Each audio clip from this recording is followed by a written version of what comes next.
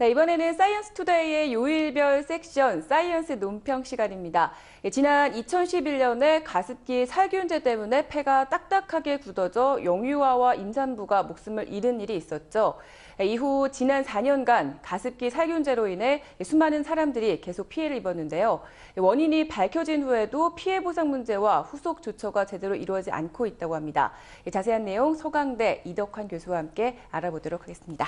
안녕하세요. 네, 안녕하세요. 네, 지난 4년간 이 가습기 살균제에 의한 폐손상으로 수백 명의 사망자가 발생을 했습니다. 어떻게 된 일인지 먼저 설명을 좀 부탁드릴게요. 이제는 겨울철에 필수 가전제품이라고 해야 될 것 같은데요. 네. 우리 가정이나 사무실에서 자주 사용하는 가습기에 사용하는 살균제가 문제가 됐습니다. 네. 이 문제가 불거진 거는 2011년 9월 달에 지방에 있는 어느 병원에서 예. 입원 중이던 임산부가 원인을 알 수 없는 이유로 사망을 한 사건이 이제 시작이 됐습니다.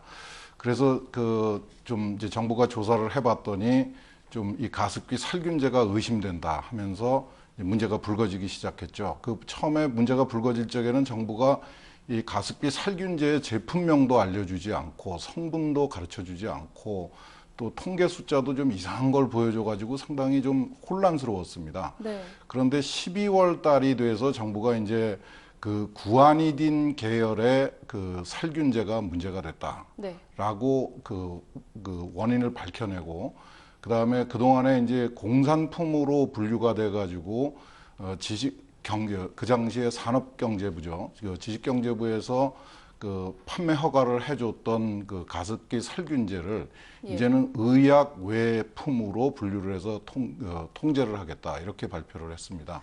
그러고 나서 이제 밝혀진 사실이 그동안에 한 수백 명의 네. 사망자가 발생했다는 사실이 밝혀져서 좀 가습기를 사용하는 분들을 좀 두렵게 만든 일이죠. 네. 예. 그럼 도대체 그렇게 위험한 가습기 살균제가 이렇게 쉽게 보급이 될 수 있었던 이유가 뭘까요? 예, 이 가습기는 두 종류가 있습니다. 네. 이 물을 끓여가지고 우리가 수증기가 방 안으로 퍼지게 만드는 증발식이 있고, 네. 그 다음에 초음파를 이용해서 물을 에어로졸이라고 하는 작은 물방울로 만들어서 이제 공기 중으로 뿌리는 그런 방법이 있는데, 네. 이 가습기 살균제는 초음파를 이용하는 좀 최신형 가습기에 사용되어 왔습니다. 네. 참 놀라운 일인데, 이 가습기 살균제로 사용되었던 성분은 구아니딘하고 메칠 아이소사이아졸이라고 하는 좀 낯선 화학 물질입니다. 네.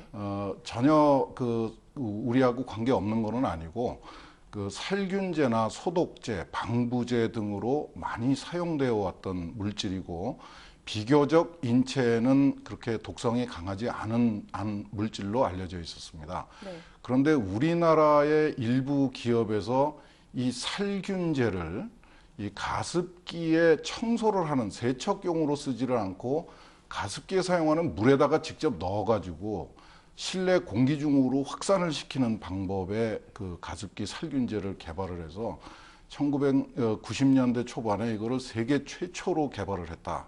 그래서 지식경제부 산하의 공업시험원이라는 데서 네. 기술표준원이라는 데서 아주 상당히 괜찮은 제품으로 인정을 해주고 KS 마크까지 KC 마크까지 네네. 붙여줘가지고 소비가 아주 급속하게 확산된 그런 제품이었습니다. 아, 그렇군요. 그럼 이 가습기 살균제 문제가 구체적으로 어떤 것들이 있었는지 좀 짚어주시죠.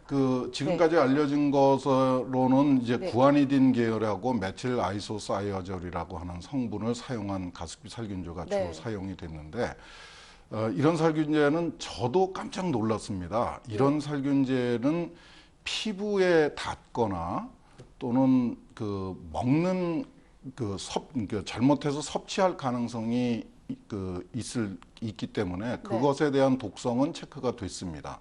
그래서 비교적 독성이 약하다고 알려져 있었는데 이런 살균제라는 제품은 원래 호흡을 통해서 흡수될 가능성은 거의 없는 제품입니다. 그래서 어느 나라에서도 이게 흡입 독성이라고 그러는데 우리가 호흡을 통해서 이런 살균제를 마셨을 적에 무슨 일이 생기는가는 거의 확인할 필요가 없었습니다. 네. 그런데 우리나라 기업들이 잘못 생각을 해가지고 이거를 직접 코를 통해서 우리 호흡을 통해서 인체로 흡수될 수 있는 방법으로 사용하기 시작한 거죠.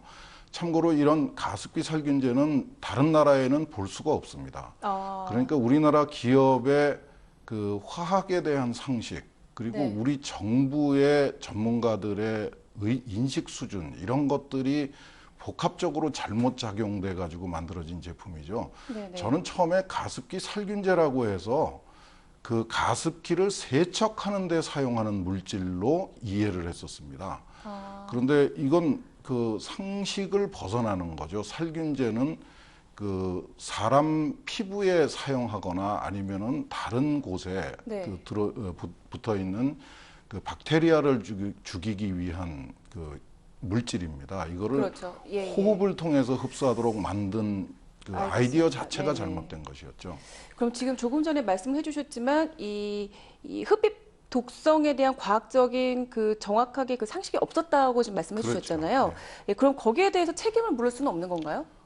이 부분에 대해서 좀 엇갈리는 그 이야기가 나오고 있는 것 같아요. 네. 왜 환경부 장관이 여기에 발언을 했는지 모르겠는데, 환경부 예. 장관이 이 제품을 개발할 당시에는 과학적으로 독성을 확인할 수 없었기 때문에 네. 보상을 안 해줘도 된다, 이런 식으로 말씀을 하셔가지고 피해자들을 상당히 당혹스럽게 만들었는데요. 네. 이런 그 발언은 정부 고위 관료가 해서는 안 되는 발언입니다. 네. 이 살균제의 흡입 독성을 자료를 찾기 어려웠다는 이야기는, 살균제는 상식적으로 호흡을 통해서 흡수될 수 있는 방법으로 사용하지 않았기 때문에, 네. 않는 것이 원칙이기 때문에 흡입 독성을 확인 안 한 거거든요. 그 확인할 수 있는 방법이 없어서 그 안 했던 것은 아닙니다. 그러니까 네. 우리 기업과 우리 정부가 잘못한 것이기 때문에 저는 정부하고 기업이 적극적으로 나서서 피해자들한테 보상을 해주고 네. 이런 일이 생기지 않도록 해줘야 된다고 생각합니다. 특히 또 질병관리본부에서 메칠 아이소사이아졸이라고 하는 성분은 흡입 독성이 확인되지 않았다, 이런 발표를 하면서 아마 관리를 좀 외면하는 것 같아요. 근데 그것도 잘못된 겁니다. 이 폐 손상만이 문제가 되는 게 아니고, 살균제라고 하는 성분을 호흡을 통해서 인체에 흡수될 수 있도록 하는 제품을 판매하는 것 자체가 상식 이하입니다. 알겠습니다. 자, 그럼 앞으로 이런 문제를 해결하기 위해서 어떤 노력이 필요한지도 좀 짚고 넘어가야 될 것 같습니다. 지금 우리나라에서 지금 이제 산업통상자원부가 됐죠. 그 밑에 그 산하에 기술표준원이라고 하는 기관에서 네. 공산품을 관리를 하고 있습니다. 근데 이 기술표준원에서 사용하는 공산품 관리 제도가 좀 수정이 돼야 될 것 같아요. 지금은 기능별로 제품을 승인을 해주고 있습니다. 네. 우리가 식당에 가서 보면은 이제 컵을 소독하는 오존 소독기가 있는데, 네. 오존이라는 화학 물질을 이용해서 컵에 묻어 있는 균을 죽이는 장치입니다. 근데 최근에 그 같은 오존을 사용해서 채소에 묻어 있는 균을 살균하는 그런 그 장치가 개발이 됐는데, 네. 거기에 대해서 또 별도의 승인을 해줍니다. 이 오존에 대해서 그 관리를 하면 될 거를. 네. 미국의 경우에는 살충제, 살균제, 쥐약을 한꺼번에 통합적으로 관리하는 법이 만들어져 있습니다. 네네. 우리도 이제 제품의 기능이 아니라 그 안에 들어있는 성분의 그 유효성 또는 독성을 근거로 해서 포괄적이고 통합적으로 네. 관리할 수 있는 제도를 만들 필요가 있습니다. 네, 알겠습니다. 지금 사망에 이르는 이거 안타까운 일까지 벌어진 상황인데요. 일단은 상식 이하라는 말씀까지 지금 해주셨는데, 이런 일이 다시는 좀 일어나지 않았으면 좋겠습니다. 그렇습니다. 네, 오늘 말씀 감사합니다. 네.